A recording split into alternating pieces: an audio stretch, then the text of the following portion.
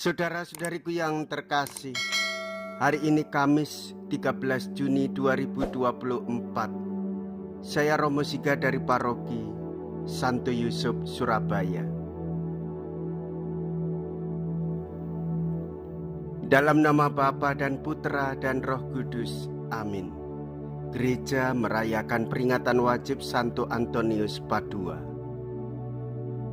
Antonius seorang Fransiskan Portugis, dalam bahasa rakyat sering disebut sebagai penemu barang-barang hilang. Mungkin ada benarnya juga, selama hidupnya ia kehilangan hidupnya sendiri, tak memperhitungkan dirinya dan semata-mata mencari kerajaan Allah. Demikian giatnya, sehingga ia meninggal pada usia masih cukup muda. Mula-mula ia mengurung diri, tetapi kemudian menjadi pengkhotbah yang menyala-nyala dan disukai oleh umat. Ia menghayati apa yang diwartakannya. Barang siapa marah terhadap saudaranya, ia harus dihukum. Mea culpa, mea culpa, mea maxima culpa. Marilah kita berdoa. Allah Bapa yang Maha Kuasa dan Kekal, Santo Antonius pengkhotbah yang ulung itu kau jadikan penolong dalam keperluan umatmu. Semoga berkat doa dan bantuannya di hadapanmu kami kau topang dalam segala perjuangan guna menjalankan ajaran hidup Kristen. Dengan pengantaraan Yesus Kristus Putramu Tuhan kami, yang hidup dan berkuasa bersama dengan Dikau dalam persatuan Roh Kudus, Allah sepanjang segala masa. Amin. Tuhan bersamamu dan bersama rohmu. Inilah Injil suci menurut Matius. Dimuliakanlah Tuhan.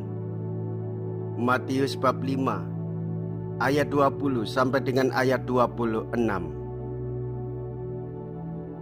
Dalam khotbah di bukit berkatalah Yesus, jika hidup keagamaanmu tidak lebih benar daripada hidup keagamaan para ahli Taurat dan orang-orang Farisi, kalian tidak akan masuk ke dalam kerajaan surga. Kalian telah mendengar apa yang disabdakan kepada nenek moyang kita, jangan membunuh, siapa yang membunuh harus dihukum. Tetapi aku berkata kepadamu, setiap orang yang marah terhadap saudaranya harus dihukum. Barang siapa berkata kepada saudaranya kafir, harus dihadapkan ke mahkamah agama. Dan siapa yang berkata jahil harus diserahkan ke dalam neraka yang menyala-nyala.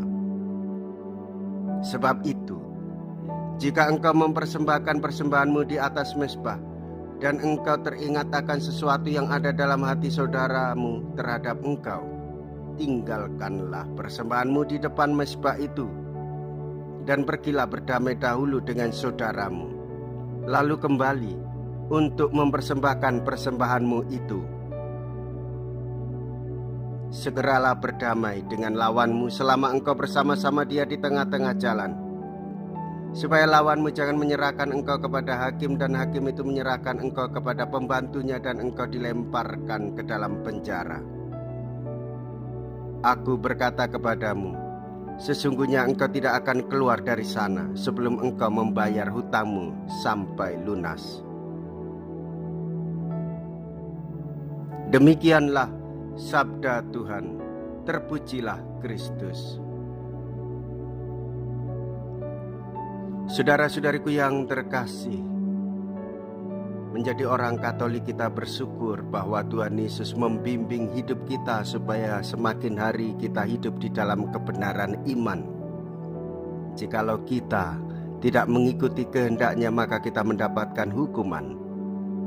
Namun jika kita melakukan apa yang menjadi kehendaknya, maka kita akan mendapatkan kebijaksanaan hidup, mewartakan kasih Tuhan bagi semua orang. Hidup yang benar menurut para ahli Taurat dan orang-orang Farisi pada zaman Yesus hanya melulu tentang menjaga aturan. Mereka akan melakukan apa yang diperintahkan hukum dan menghindari apa yang dilarang hukum. Memang hal itu tidaklah salah, tetapi hidup benar yang Yesus minta dari para muridnya tidak hanya sekedar taat pada hukum, melainkan mengenai hukum kasih, mengasihi Allah dan mengasihi sesama. perbuatan kasih hendaklah diwujud nyatakan di dalam kehidupan sehari-hari, sekaligus menjaga hukum, dan hukum menata kita supaya kita sesuai dengan ajaran kasih. Saudara-saudariku yang terkasih, Yesus membawa pesan pewartaan yang lebih daripada sekedar ketaatan pada hukum yang menjadi perhatian orang-orang Farisi. Yesus menawarkan sebuah cara pandang baru, yaitu memaknai secara baru hukum Allah tentang menjalani kehidupan moral, tentang menjalani kehidupan etika, dan merangkul nilai-nilai Injili, yaitu mengasihi, maka orang harus berani mengampuni. Karena kita dikasih oleh Tuhan, maka kita pun mendapatkan belas kasih pengampunan yang bersumber dari Tuhan.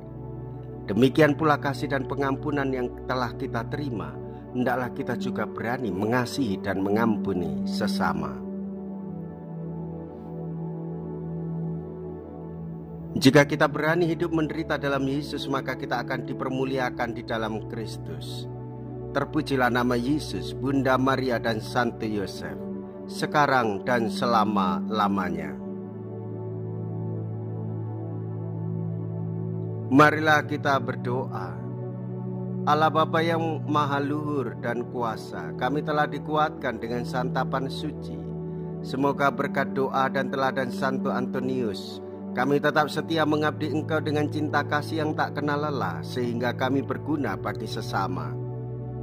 Dengan pengantaraan Kristus, Tuhan kami. Amin. Tuhan beserta kita, sekarang dan selama-lamanya. Semoga Allah yang Maha Kuasa memberkati saudara sekalian, Bapa dan Putra dan Roh Kudus. Amin.